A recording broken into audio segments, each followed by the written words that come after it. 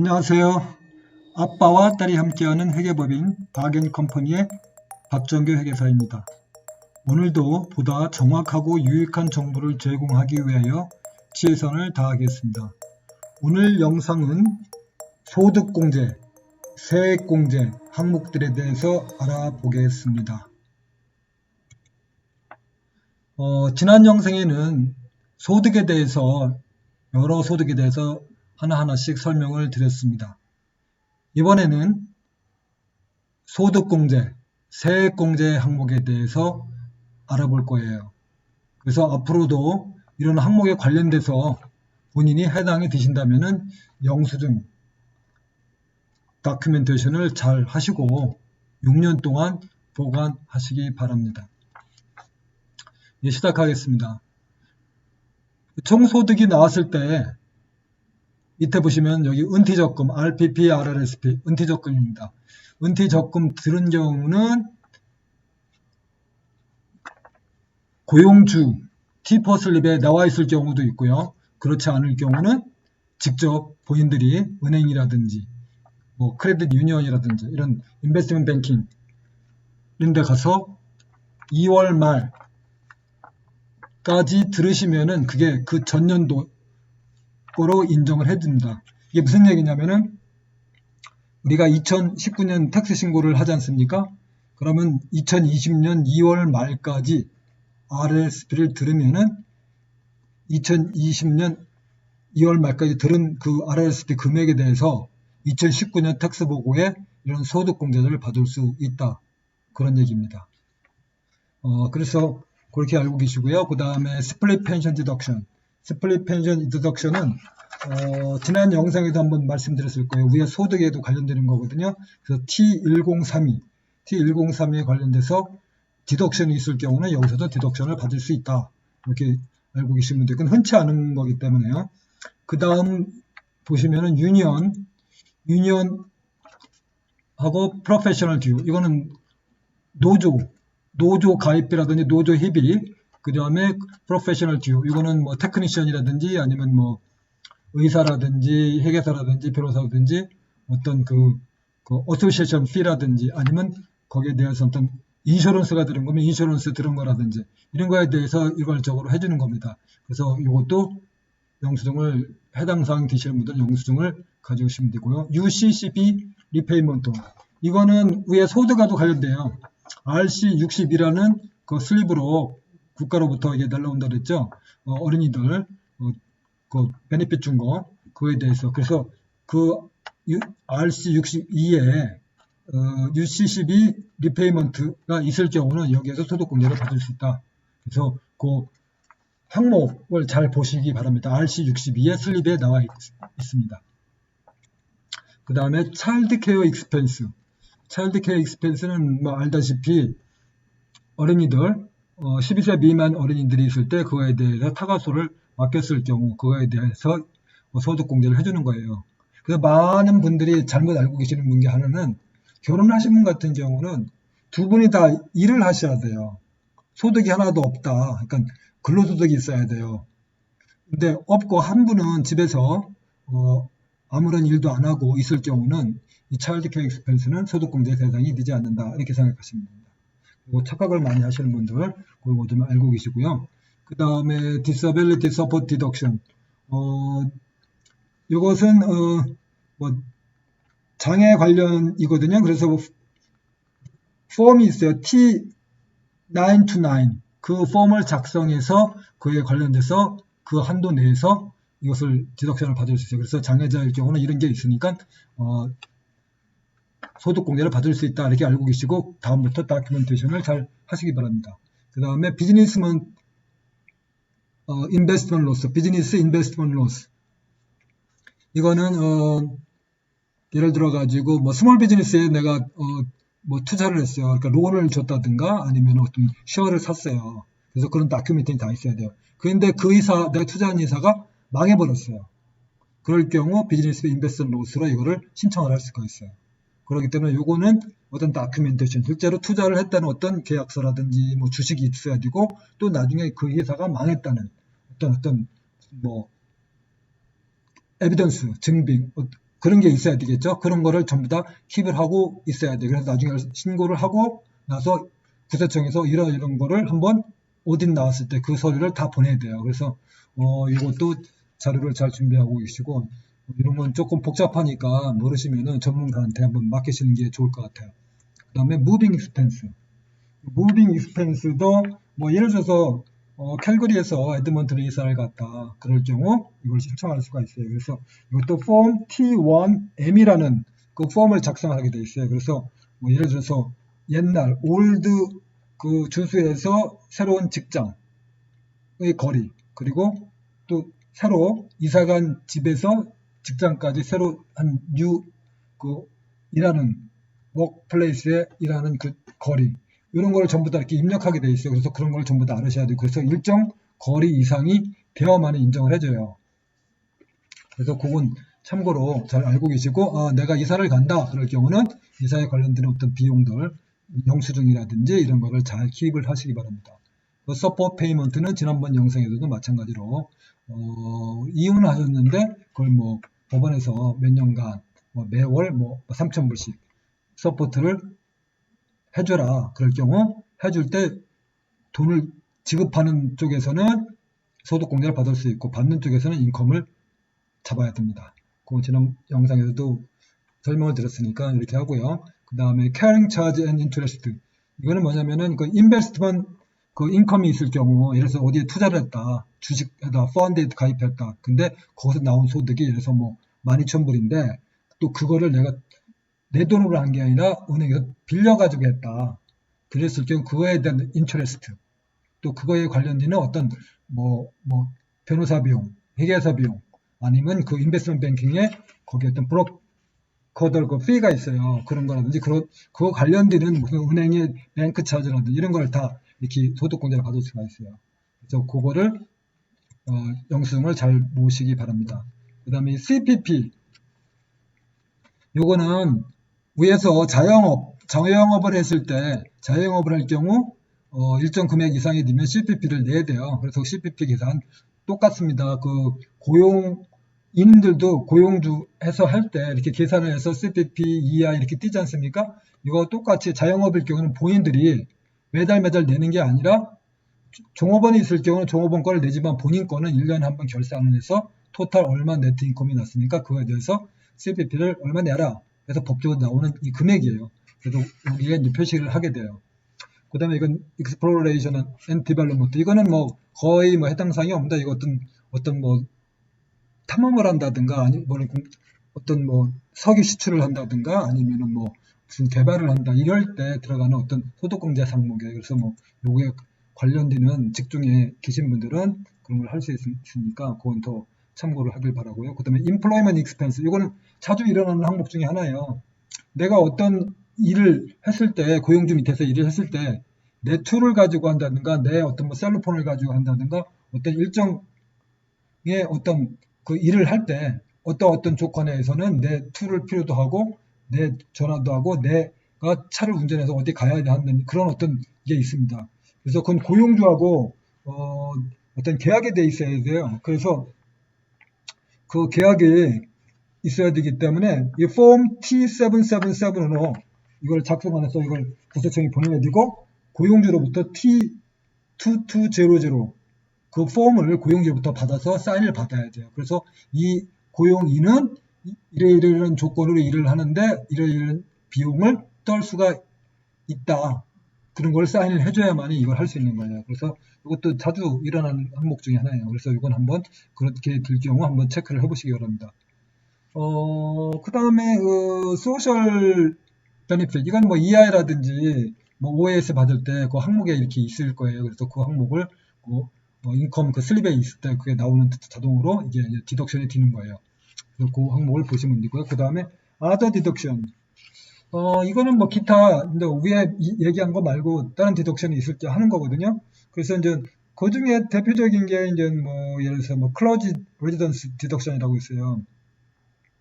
그건 예를 들어서 목사님들 어떤 그 주거하는 그 집 4억을 저기 했다든가 디덕션 해준다든가 이런 거, 그런 거 참고를 하시면 되고요. 그 다음에 또 하나는 이제 예를 들어서 세무감사가 나와가지고 구세청에서 예를 들어가지고 이제 뭐 몇십만 불 두드려 맞았어요. 그러다 보니까 뭐 여러 가지 이제 나중에 이제 뭐 어필도 하고 나중에 이제 법원에 가서 이제 뭐 변호사를 사가지고 이제 어필을 할 수가 있지 않습니까? 그래서 텍스 어필을 할 때 변호사 비용 같은 게 있을 거예요. 그리고 변호사 비용도 여기 아더 디덕션에 이걸 할 수가 있어요. 그래서 참고로 뭐 그렇게 뒤지는 사람이 없으려 믿겠지만 혹시라도 나중에 자영업을 하다가 네? 만약에 이렇게 이제 텍스 문제가 걸려가지고 크게 구세청에서 리어세스를 해가지고 세금 부과를 시켰을 때 결국 이제 텍스 그 로이어를 사가지고 이렇게 이제 어필을 해가지고 했을 때 그거에 들어가는 변호사 비용을 떨 수 있다. 이렇게 참고로 알고 있으면 돼요. 그래 그렇게까지 했을 때 공제사항들 합해서 나온 게 위에 토탈 인컴에서 있으면은 이제 네트 인컴이 돼요. 그 다음에 추가로 떨 수 있는 게 여기 보시면은 캐나디언 포스스 퍼스널 요거는 이제 뭐 쉽게 말하면 군인이죠. 뭐 군인이나 경찰들에 해당되는 사항들이에요. 그래서 여기 가시면 되고 이거 세큐리티 옵션 디덕션 이거는 많지는 않지만 그냥 스탁 옵션 같은 경우 그리고 그 다음에 T4나 T4 같은 데 보시면은 박스에 41번이나 39번 항목에 요게 표시되어 있는 그 T4 슬립이 있을 수도 있어요. 그래서 스탁 옵션에 관련돼서 고용주가 이런 걸 혜택을 주는 경우가 있거든요. 그래서 그런 걸 보시면은 나올 수 있다 이렇게 생각하시면 되고요. 그리고 많이 나오는 건 loss of other years 이거는 뭐 전년도나 이렇게 누적돼서 자영업을 하시는 분들 같은 경우 적자가 있을 경우 올해 이제 흑자가 나면은 이런 소득을 해서 이거를 다시 공제를 받을 수 있다 이렇게 생각하시면 돼요. 그 다음에 이 캐피탈 게인 캐피탈 게인 디덕션도 마찬가지로 캐피탈 게인에 대해서 어떤 디덕션을 받을 수가 있거든요. 그러니까 로스가 났을 때 이거를 다시 캐피탈 게인이 있을 때 그걸 또 공제를 받을 수 있는 전년도에 그래서 이건 캐피탈 게인은 캐피탈 로스가 있는 것만 적이 돼요. 그렇기 때문에 만약에 캐피탈 로스가 있어도 일반 소득으로는 안 되거든요. 그렇기 때문에 캐피탈 로스가 있을 때는 캐피탈 게인이 있어야만이 그 캐피탈 로스를 없애줄 수 있다. 이렇게 생각을 하셔야 돼요. 그 다음에 노던 레지던트 이거는 저기 뭐 에드먼트 북쪽에 일정 위도 이상을 좀 구세청에서는 존 A하고 존 B라고 그래 이렇게 그걸 등급을 내놨어요. 그래서 그 존 A와 존 B에 사시는 분들 이건 연속해서 6개월 이상 1년 중에 6개월 이상 연속해서 사시는 분만 해당이 돼요. 그래서 존 A, 존 B에 사시는 분은 이거를 공제를 받을 수가 있습니다. 이렇게 생각하시면 되고 그 다음에 additional deduction 이거는 뭐 특이한 거니까 거의 해당 사항이 없어요. 사실은 뭐 참고로 이건 뭐 그 파밍하는 그 foreign 그 미국에서 오시는 farm 워커들이나 아니면 그 인터내셔널 오거나이제이션에서 고용과 관련되는 종업원들 그거 관련돼서 하는 거거든요. 그래서 뭐 사실 대부분의 사람들은 해당 사항이 없어 참고로 그냥 말씀드렸고요. 여기까지가 대부분이 뭐 중요한 소득인데 여기까지 din 것이 지난번에 영상에 나왔던 텍스블 인컴이 결정하는 내용들이에요. 그래서 토탈 소득에서 지금까지 언급하신 그 모든 공개사항을 빼면은 그게 텍스블 인컴이 된다. 그거에 대해서 연방세가 적용이 되고 지방세가 적용이 돼요. 네, 그래서 이게 가장 중요하다 이렇게 생각하시면 돼요. 그 다음에는 뭐 이건 오른쪽에 있는 거는 일괄적으로 이것도 이제 공제사항 non-refundable tax credit이라고 그래가지고 이건 뭐 거의 뭐 특이하게 따로 이렇게 영수증 같은 거를 물 수가 있지만은 이건 기초공제하고 배우자 공제 이런 건 일괄적으로 주어지는 거예요. 그렇기 때문에 어째 기본 인적사항을 집어넣고 생년월일을 집어넣으면 자동으로 나와요. 그리고 1월 1일부터 12월 30일 살았다 그러면 이게 자동으로 나오는 거기 때문에 그거 알고 계시면 되고요. 에이지 어마운트는 65세 이상일 경우는 추가로 또 이거를 공제를 할 수 있게 돼요. 그래서 65세 이상일 경우는 7,494불을 추가로 소득 공제를 받을 수가 있어요. 그 다음에 나머지 그 패밀리 케어기버 어마운트하고 인폼, 캐브 이거는 뭐 거의 뭐 장애자와 관련되는 내용들이에요. 그래서 뭐 장애자가 해당 사항이 되시는 분은 가시면 되고, 요 CBP는 만약에 티퍼가 있을 때 CBP 낸 금액하고 이하 있는 금액이 합한 금액이에요. 그래서 여기 들어 3,528이라는 거는 10만 불일 때 저희들이 티퍼에 이 금액 3,528불이 CBP와 이하의 합한 금액이다 이렇게 생각하시면 돼요. 그 다음에 발룬티어 이거는 뭐 소방수 얘기인 거죠. 요거에 발룬티어로 소방 그걸 했을 경우는 체크를 하시면 자동으로 이 금액이 3,000불까지 또 소득공제를 받을 수 있어요. 그래서 뭐 만약에 뭐 건장하시고 그래가지고 이걸 하시겠다 그러면은 한번 이걸 뭐 소방서에 연락하면은 한번 자발적으로 공제를 받을 수 있다 이렇게 생각하시면 되고, 그 다음에 이건 근로소득 공제, 이거는 10만 불일 때 일괄적으로 주어지는 게 1222불, 이게 맥시멈으로 이렇게 주어져요. 그래서 이것도 근로소득이 가지신 분들은 자동으로 주어지는 거니까 뭐 영수증 모을 필요는 하나도 없어요. 지금까지 여기 하신 거 보면 단지 패밀리 이거 장애자일 경우는 패밀리 닥터라든지 그 전문의 스페셜리스트한테 어떤 뭐 우리말로 얘기하면 뭐라고 할까요? 어떤 장애자 등급 그 장애자임을 확인하는 증서 어떤 그런 걸 받아요. 폼을. 그래서 그걸 가지고 처음 탁세 신고할 때 그거를 구세청에 보내줘야 돼요. 그래서 그걸 봐야만 그 다음부터 걔들이 그걸 장애자라는 걸 인정을 한다. 그럼 그 다음에부터는 여기만 클릭만 하면은 자동으로 계산이 돼요. 그 다음에는 보낼 필요가 없어요. 첫 해만 그거를 하셔야 돼요. 그래서 그거를 잘 참고를 하시고 잘 그 서류를 받아가지고 간직을 하세요. 그걸 없이 그냥 했을 경우는 나중에 그 폼을 보내달라고 해요. 그렇기 때문에 미리미리 준비를 해주시는 게 좋습니다. 그 다음에 이것도 뭐 시니어들이거나 아니면 장애자들이 집에 어떤 액세시빌리티 익스펜스 어떤 뭐 리노베이션을 했다든가 이랬을 때 그거에 대해서 이것도 해주는 거예요. 그렇기 때문에 이거는 맥시멈 10,000불까지 공제가 돼요. 그렇기 때문에 해당 사항이 되시는 분들은 이거를 꼭 잘 모아주시기 바랍니다. 그 다음 홈바이어 어마운트, 이거는 이제 뭐냐면은 이제 예를 들어서 뭐 처음 뭐 이민 오셨든가 아니면 뭐 여기서 이제 대학교 졸업을 하고 이제 부모님 밑에서 이제 있다가 이제 독립해서 집을 산다든가 그럴 때 이게 해당이 돼요. 처음 샀기 때문에. 그래서 요거는 이제 뭐 맥시멈 5,000불까지, 만약에 부부가 각각 신청한다 그러면 2,500 이렇게 되겠어요. 그 등기부등본이라든지 변호사 그 계약서 같은 거 이런 거를 서류 증거를 잘 모으시고 나중에 또 오디트 될 때 이걸 좀 보내야 돼요. 그래서 그것도 있다 이렇게 생각하시면 돼요. 그 다음에 이거는 어답션, 이거는 뭐 우리말로 입양이죠. 입양에 관련된 어떤 익스펜스, 여러 가지 익스펜스가 있어요. 그거에 관련돼서 모든 것을 익스펜스를 처리할 수 있다. 이 얘기는 공제를 받을 수 있다 이렇게 생각하시면 돼요. 그리고 뭐 이거 디서빌리티도 마찬가지죠. 아까 말씀드린 거 트랜스퍼, 이거는 많이 해당돼요. 부모들이 이제 대학생 자녀들을 이제 대학교에 보내고 거기서 이제 소득이 없잖아요. 대학교일 때는 열심히 공부하느냐고. 그럴 경우 소득공제를 못 받잖아요. 본인들은 신고를 해도. 그럴 경우 부모님이 맥시멈 1자녀당 5,000불까지 트랜스퍼를 받을 수가 있어요. 그래서 부모가 그거를 5,000불을 공제를 받을 수가 있어요. 그러니까 2명일 경우는 10,000불이 되겠죠. 그래서 이렇게 했을 때 드는 거기 때문에 이렇게 하시면 되고, 이거는 이제 뭐 저희들 하다 보면은 자녀들이 이걸 안 주는 경우가 많아요. 어떤 경우는. 그래서 왜냐면 자기들이 이제 졸업해서 나중에 이걸 이제 소득공제를 받으면은 세금을 절약할 수 있기 때문에.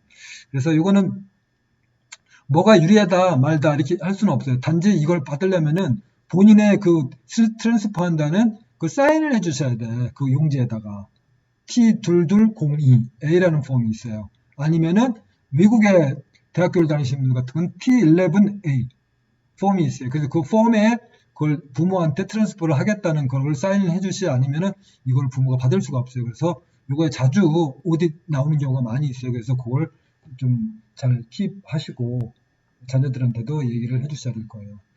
그 다음에 그 스튜던론에 대한 이자, 요만 슬립이 날라오니까요. 여기 연방하고 지방 정부로부터 이게 슬립이 날라오니까 그 수전론에 대해서 그때 그걸 하시면 되고요. 그 다음에 튜션 에듀케이션. 이거 지금 방금 설명드렸어요. 그래서 대학교 이상의 과정에 해당되는 경우만 해당돼요. T2202A 폼하고 T11A 폼. 이거를 받아서 하셔야 돼요. 본인이. 그 다음에 메디컬 익스펜스는 뭐 아시겠지만은 병원비. 여기는 뭐 병원비가 공짜니까 뭐 없을 거예요. 다시 이제 퍼스크립션이라든지 치과, 안과 이래서 실제로 들어간 거. 근데 중요한 거는 여기서 이제 만약에 직장을 다니는데 직장에서 그걸 리임버스를 해주는 경우 그렇게 해당이 안 돼요. 그러니까 실제로 내가 페이한 네트 금액만 해당이 돼요. 그래서 이것도 자주 오디션이 나오는 경우가 많아요. 그렇기 때문에 이건 잘 간직을 하시기 바랍니다.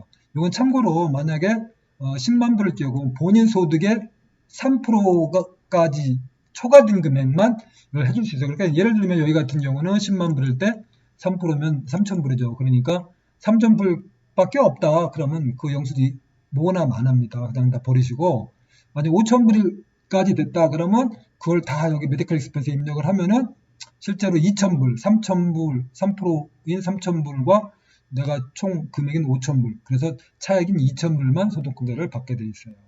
그래서 그렇게 참고하시면 되고요. 중요한 거요. 그 다음에 도네이션, 기프트. 이거는 이제 뭐 많이 아시겠지만 뭐 교회라든가 아니면 성당, 절 다니시는 분들 그 체리티 넘버가 있으니까 그거를 발급을 받으셔가지고 이걸 하셔가지고 신고를 하시면 돼요. 그래서 이거를 하면은 공제를 받아요. 이거는 뭐 맥시멈 보통 예를 들어서 뭐 10,000불 했다 그러면 거의 한 49%인 4,900불만큼을 세금으로 우리말로 그러면 세액공제라고 하죠. 그렇게 될 수가 있어요. 그래서 가장 커요. 이게 말하자면 세금으로 환산할 수 있는 금액이. 그렇기 때문에 뭐 100%는 아니에요. 그렇기 때문에 거의 반 조금 안 된다 이렇게 생각하시면 돼요. 내가 10,000불을 했을 때 한 4,900불 정도를 세금으로 돌려받을 수 있다 이렇게 생각하시면 돼요. 예. 그러니까 뭐 돌려받을 수 있다 지금 얘기한 거는 각각의 납세자들이 세금을 많이 냈을 때이지 내가 소득이 별로 없어요. 세금 낸 게 하나도 없고요. 쉽게 얘기하면 예를 들어서 뭐 부부일 경우 12,000이 저기잖아요. 기초공제고 배우자 공제잖아요. 근데 24,000이 소득이 이게 10만 불에 24,000불밖에 없어요. 그러면 이 공제사항으로 했더라도 내 세금 낼 게 하나도 없는 거잖아요. 그죠? 그렇기 때문에 없기 때문에 만약에 뭐 2만 불 소득으로 해가지고 24,000불 소득을 해서 세금 낸 게 있다 하면은 다 돌려받겠죠. 그렇기 때문에 사실은 도네이션 같은 경우는 소득이 많이 있어서 세금을 돌려받을 수 있는 그런 상황에 든 사람들 의 경우는 그게 가능하다. 그래서 많은 분들 저희 고객 중에서는 부모님들이 이제 도네이션을 많이 하지 않습니까? 그랬을 경우 리타이어 하신 분은 소득이 거의 없어요. 그래서 이제 자녀들이 뭐 예를 들어서 뭐 10만 불 이렇게 있을 수가 있지 않습니까? 이제 뭐 30대라든가 해서 뭐 돈을 많이 이렇게 받는 그런 직종에 계신 분들. 그럴 때는 본인들이 도네이션 해봐야 뭐 공제할 게 없기 때문에 차라리 아드님이나 뭐 따님이나 뭐 이름으로 이렇게 뭐 해주신다든가 뭐 이렇게 하면은 그걸 도움을 받을 수가 있죠. 뭐 여기는 사실 뭐 증여세라는 게 상속세라는 게 없어요, 사실은. 그래서 나중에 증여세, 상속세 관련해서 자세하게 동영상으로 또 한편으로 제가 다시 강의를 해드리겠지만은 뭐 그걸 증여를 해서 그냥 딸한테 준 걸 가지고 그걸 가지고 교회라든가 절이라든지 성당에 그냥 도네이션을 해서 딸이나 아들 이름으로 한다. 뭐 이래도 뭐 여기는 뭐 증여세라는 게 없기 때문에 그게 뭐 좋을 수도 있습니다. 네, 그렇게 생각하시고 나중에 저희들이 다시 뭐 증여와 상속에 관련된 세금에 대해서 다시 영상을 올릴 테니까 그때 잘 봐주시기 바랍니다. 그럼 지금까지 한 게 거의 다 소득공제와 세액공제에 관련된 내용들이고요. 이 밑에 나온 건 세금 자동적으로 계산되는 내용들이에요. 그리고 디비전 텍스 크레딧 같은 경우는 T5 슬립에 거기에 자동적으로 디비전 텍스 크레딧이 얼마 있다고 자동으로 나와요. 그래서 사실은 슬립에 소득 신고할 때 나오니까 자동으로 이건 나오게 됩니다. 다음에 보시면은 특이한 거 여기 foreign tax credit이 있어요. foreign tax credit이라는 게 뭐냐면은 전에도 아까 말씀드렸던 전 동영상에도 미국에 소득이 있을 수가 있어요. 그때는 여기 미국의 인플레이먼트 인컴으로 잡힌다고 그러시죠. 그래서 만약에 한번 예를 들어 봅시다. 그게 어떻게 되냐면은 이게 이제 foreign income에 대해서 소득 신고하는 거예요. 그래서 예를 들어서 뭐 여기에 뭐 삼성에 다닌다. 삼성하고 한국의 사우스코리아 원으로 환율이 2019년 거는 이걸로 적용하게 지금 구체청에서 확정이 됐어요. 그래서 여기는 뭐 코리아라고 되고 사우스코리아라고 되고 인플레 인컴에 예를 들어서 뭐 여기가 1억이면 1억을 적으시면 돼요. 그 다음에 거기 보시면은 한국에서 소득 신고할 때 보면 또 텍스 낸 게 있을 거 아닙니까? 로컬 텍스가 있고 연방세가 있지 않습니까? 그래서 거기 세금 낸 거를 foreign tax paid에다가 여기도 원화로 적으시면 돼요. 그러면 자동으로 컨버트가 됩니다. 컨버트가 돼서 그게 인컴으로 여기 이제 인컴으로 잡혀요. 잡히고 또 여기 아까 foreign tax paid라고 돼 있는 금액이 자동으로 환산이 돼서 이쪽으로 잡힙니다. 그래서 그거에 대한 내용이에요. 그렇기 때문에 지금 밑에 하시는 거는 따로 자동적으로 위에 슬립이라든지 소득공제, 세액공제에 다 입력이 되면은 이게 자동으로 떠서 이건 연방세가 얼마 계산된다. 그 다음에 지방세가 얼마 계산된다. 이거 자동적으로 나오는 거예요. 그래서 특별히 이쪽은 뭐 모으는 게 없어요. 그렇기 때문에 이렇게 생각하시면 되고, 요거 참고적으로 요거는 CBP하고 EI는 자영업에 관련되는 거예요. 자영업자들이 좌측에서 아까 소득공제할 때 얘기했었죠. CBP가 법적으로 해주는 거 금액에 자영업이니까 고용주도 내야 되잖아요. 그러니까 이게 요 금액의 2배가 돼요. 쉽게 얘기하면 요 금액 CPP 낸금의 2배가 CPP Contribution Payable로 잡혀요. 그 다음에 ER을 그 자영업일 때도 이제 내가 ER을 들겠다 그러면 할 수가 있어요. 그때 ER을 납부하는 거예요. 그래서 이 금액은 이제 선택사항이니까 이렇게 하시면 되고 나머지는 뭐 자동으로 이제 정해지는 금액이고요.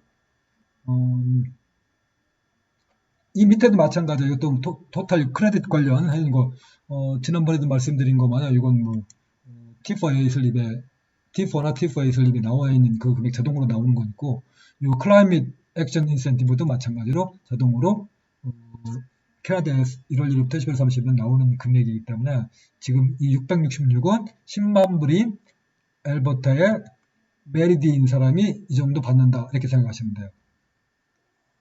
그리고 또 하나 메디컬 익스펜스 서플리먼트라고 있어요. 이거는 저소득일 경우 일괄적으로 이렇게 보조를 해주는 게 있어요. 내가 소득이 없어도.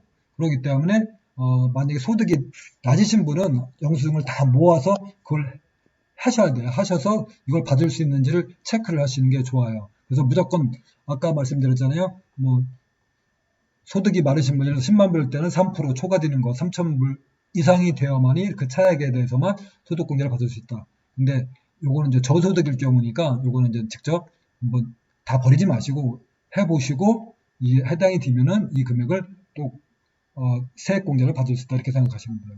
그리고 WITB는 이거는 이제 근로소득이 있을 때 일정 저소득 근로소득이 있을 때 해주는 거거든. 이것도 1월 1일부터 12월 31일까지 캐나다에 거주하신 분만 해당이 돼요. 그렇기 때문에 중간에 오신 분은 해당 사항이 없어요. 그렇기 때문에 이건 많은 분들이 잘못해가지고 이 클라이밋도 그렇고 이 WITB도 그렇고 그 워크퍼밋이라든지 그 워킹 홀리데이 비자 하신 분들이 모르고 막 다 신청을 해갖고 돈 받았다가 나중에 토해내야 되는 경우가 많이 있어요. 그래서 그 나중에 한번 저희들이 더 동영상을 특히 처음 하시는 분들 에러 많이 나는 거, 미스테이크를 많이 하는 게 어떤 건지 그거에다 또 자세히 설명을 드리도록 하겠습니다.